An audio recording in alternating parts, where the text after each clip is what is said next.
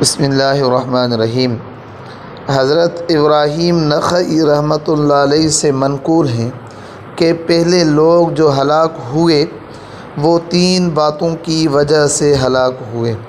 Number 1 فضول کلام سے، نمبر 2 زیادہ کھانا کھانے سے، نمبر 3 زیادہ سونے سے۔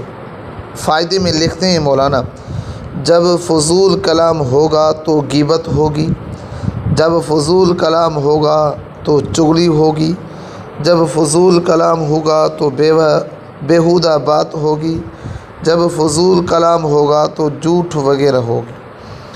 اور نمبر 2 زیادہ کھانے سے، جب لوگ زیادہ کھاتے ہیں تو زیادہ شہوت پیدا ہوتی ہے، پورا دن وہ شہوت کے پورے کرنے میں، گناہوں کرنے میں لگ جاتے ہیں۔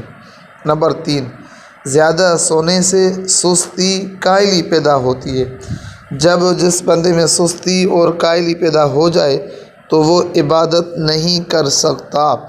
اس وجہ سے ان 3 باتوں کا زیادہ میں زیادہ خیال رکھنا چاہیے، 3 چیزوں سے بچنا چاہیے: فضول کلام کرنے سے، زیادہ کھانے سے اور زیادہ سونے سے۔